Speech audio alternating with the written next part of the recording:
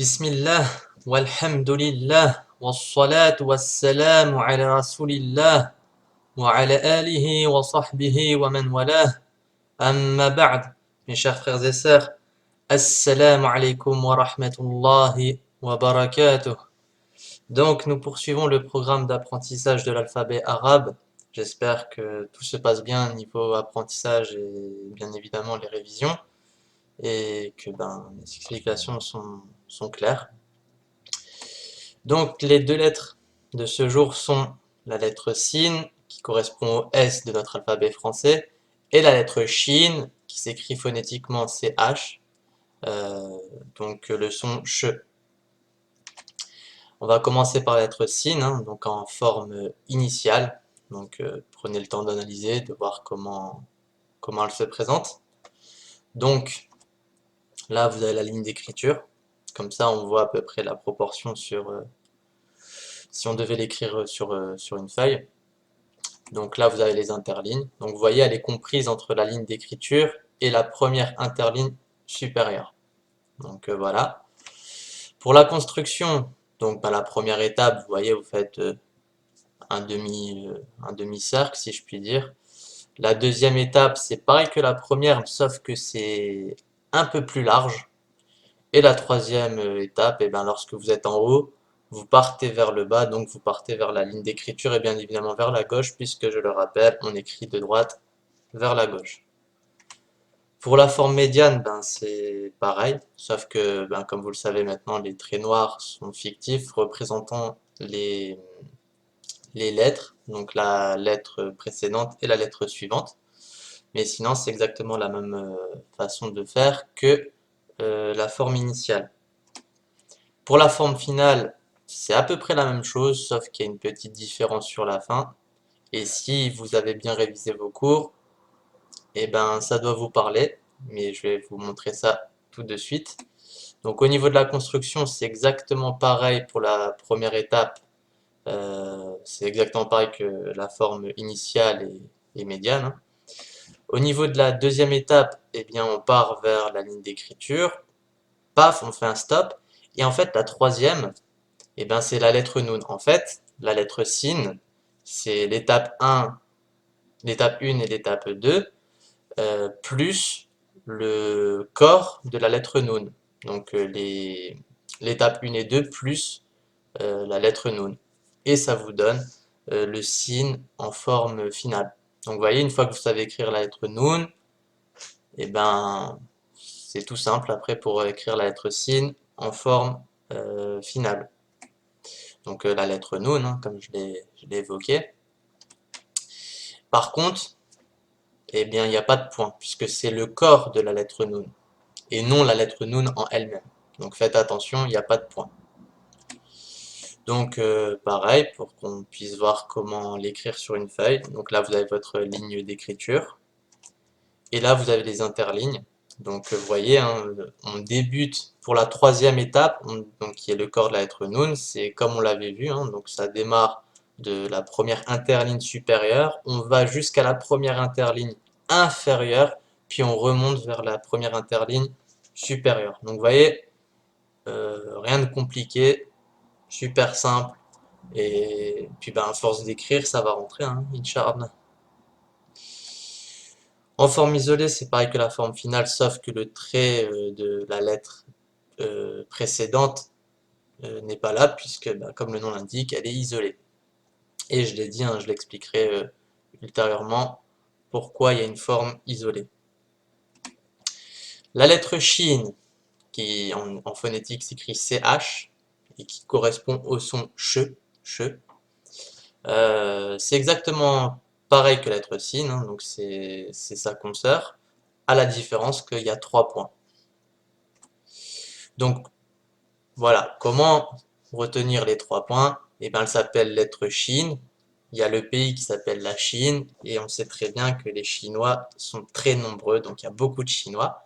Et sachez que dans l'alphabet arabe, on a soit 1 point, 2 points ou 3 points. Il me semble que j'en avais déjà parlé, mais on ne sait jamais, que je ne l'avais pas évoqué. Sachez qu'on a 1 point, 2 points ou 3 points maximum, et il n'y a que 2 lettres qui possède 3 points au-dessus, et uniquement au-dessus. De toute façon, il n'y a aucune lettre qui a 3 points en dessous, c'est uniquement au-dessus. La première, on l'avait déjà vu, ça va être ça. Et la seconde, eh ben, c'est celle que nous voyons actuellement, c'est la lettre Shin, donc 3 points au-dessus. Alors maintenant, comment retenir les 3 points et comment retenir que c'est au-dessus? Eh bien, si vous regardez les 3 points, si on devait les relier entre eux, ça fait un triangle. Et ma petite imagination m'a amené à penser au chapeau chinois, puisqu'on parle de la Chine, hein, la lettre Chine, le pays de la Chine. Et vous avez ce qu'on appelle le chapeau chinois, qui présente une forme triangulaire. Donc voilà, vous avez le chapeau chinois. Donc je le rappelle, donc le chapeau chinois étant un chapeau, ça se trouve sur la tête, donc c'est en haut du corps. Donc déjà on sait que c'est en haut. Donc les 3 points sont en haut, et je le rappelle à nouveau, beaucoup de chinois, donc 3 points. Donc si cette petite astuce peut vous aider, eh ben je serai très content, Inch'Allah. Donc merci à Chapeau Chinois pour nous faciliter la tâche. Donc en forme médiane, c'est pareil que la forme initiale, sauf que ben, juste avant, il y a le trait noir indiquant la lettre précédente. Et en forme finale, c'est pareil que la lettre sin, sauf que ben, on a 3 points. Et regardez où on met les 3 points. Donc là, vous avez une séparation avec des lignes en pointillés, c'est pour indiquer la zone 1 et la zone 2. Regardez, la zone 1 est un peu plus large que la zone 2. Donc lorsque vous allez écrire, il faut que la partie, donc la zone 1, soit un peu plus large que la zone 2. Mais un tout petit peu plus, hein. Vous n'allez pas faire un terrain de foot à côté d'un petit jardin. Non, ça reste quand même un peu plus large, mais léger. On va s'intéresser à la zone 2. Donc regardez bien, les points se trouvent dans la zone 2, qu'on vient de voir précédemment. Donc regardez, les points sont ici. Également, regardez au niveau de la séparation entre le corps de la lettre et les points, il y a un petit espace.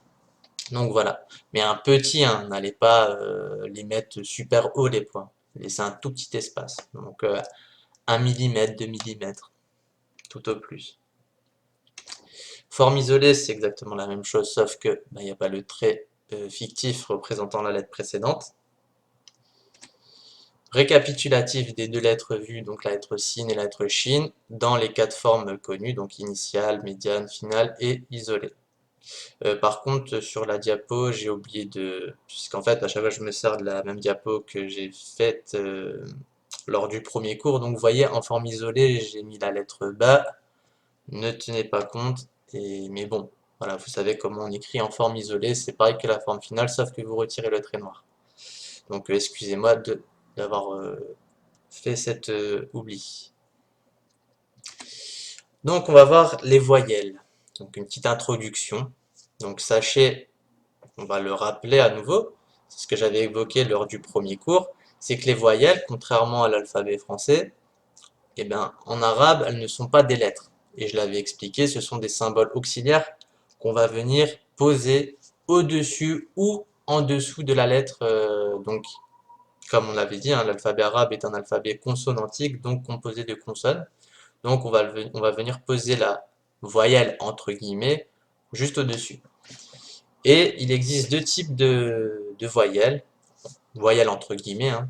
Donc il y a ce qu'on appelle les voyelles courtes et les voyelles longues. Donc en réalité, les voyelles longues, ce sont les voyelles courtes, mais enfin au niveau du son, ce sont les voyelles courtes, mais on va venir, comme le nom l'indique, allonger le son. Donc par exemple, vous avez la voyelle A, ben, en voyelle courte c'est A, et en voyelle longue ça sera A. Vous voyez, on va prolonger un peu plus, etc., etc. Et il existe d'autres symboles auxiliaires qui vont induire un changement de prononciation de la lettre, mais ça on le verra ultérieurement. Nous on parle de voyelles, eux les arabes parlent plutôt de harakat ou tashkil. Donc voilà, ce qui va donner un mouvement sur la façon de poser la graphie. Et donc par rapport à l'oral, ça sera le son. Donc voilà, nous on parle de voyelle, eux ils parlent plutôt de quelque chose qui va induire un mouvement. Donc là c'est au pluriel, donc des mouvements. Mais voilà, retenez que l'équivalent pour nous, ce sont les voyelles. Donc nous on va voir dans ce cours la voyelle A. Donc je rappelle, on appelle ça des harakat et teshkil pour les voyelles. Donc harakat, c'est au pluriel, donc des voyelles. Mais le singulier, puisque là on va avoir la voyelle A, on parle d'une haraka. Donc c'est une voyelle au singulier et c'est en arabe également féminin. Haraka. Donc la voyelle A est une haraka. Harakat et teshkil. Donc nota bene, c'est au singulier. Et la voyelle A, ou haraka, elle se place au-dessus de la lettre. D'accord? Donc la voyelle A, vous la verrez toujours symbolisée au-dessus de la lettre.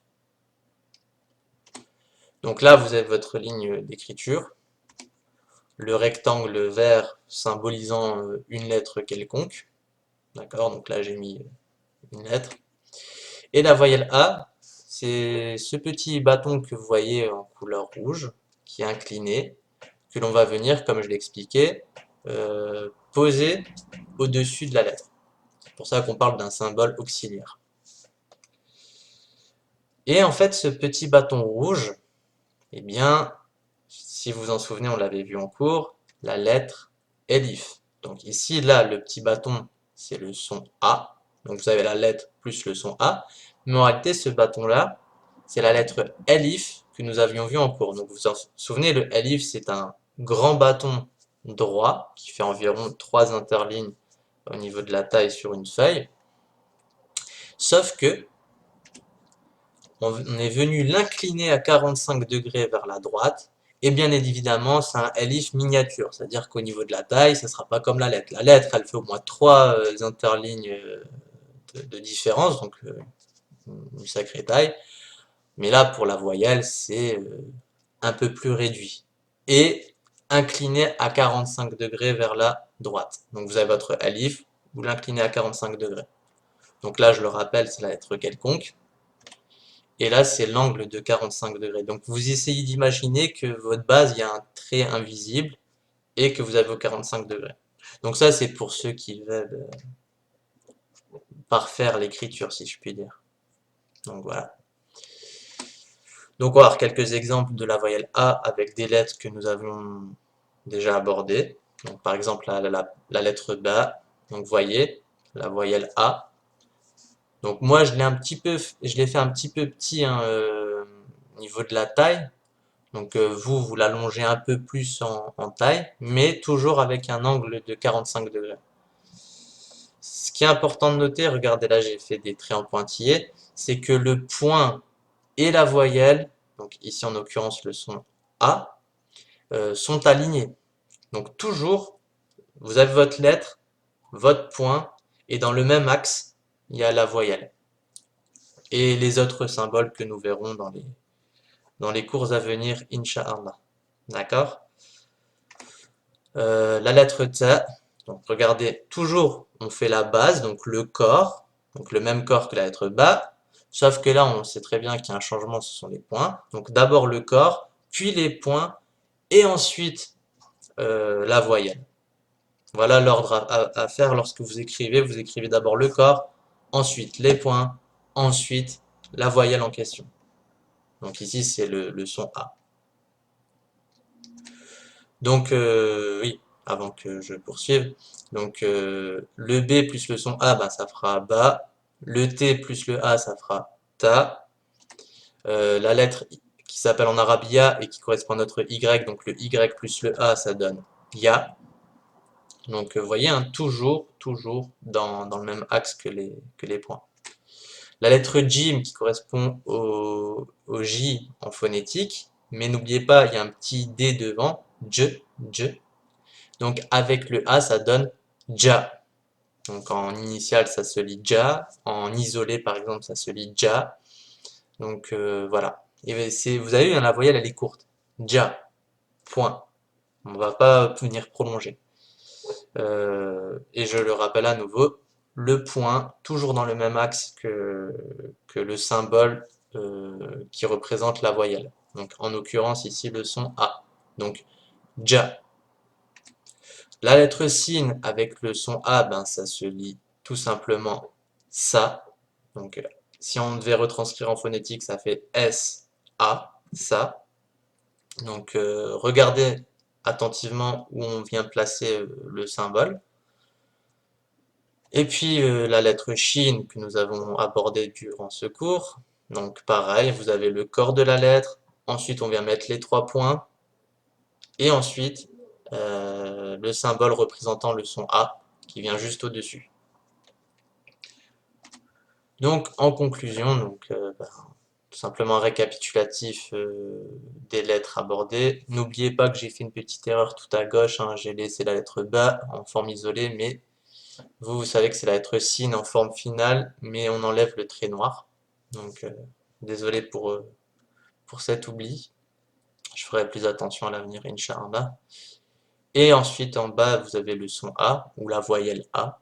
Donc vous avez ici LE tout à gauche, c'est-à-dire la ligne d'écriture. Donc vous avez la ligne d'écriture, vous imaginez une lettre quelconque, et ensuite ce petit symbole, qui en réalité est un elif miniature, orienté à 45 degrés vers la droite, et ça donne tout simplement le son A. Donc vous prenez n'importe quelle lettre de l'alphabet arabe, vous venez mettre ce symbole dessus, et ça vous donne la lettre en question, plus le son A.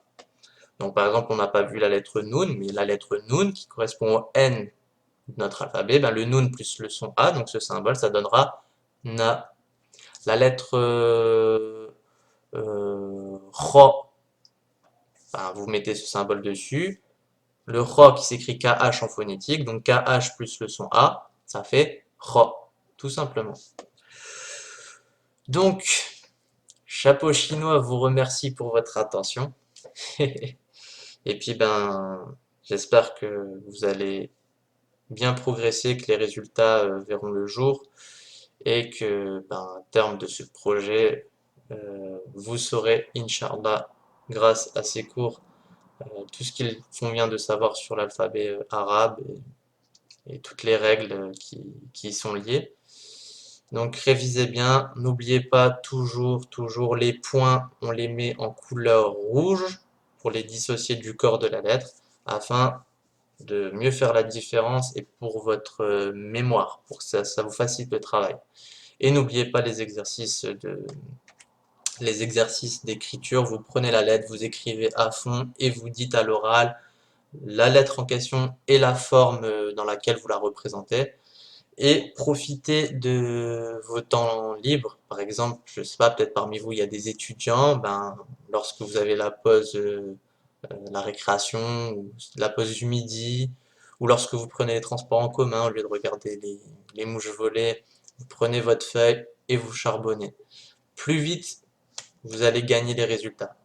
Bah oui, plus vous vous entraînez, plus vous donnez à fond, plus vous donnez de temps, forcément, lorsque vous allez écrire par exemple la lettre sin qu'on a vu dans ce cours-là, vous allez l'écrire et ça sera au moins la 100e fois, bah, votre main et votre cerveau, votre mécanisme, ça ira très vite pour l'écrire.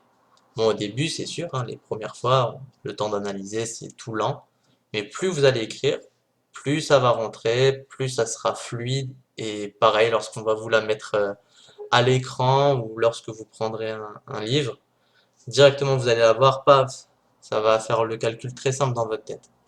Donc profitez énormément de vos temps libres pour vous entraîner.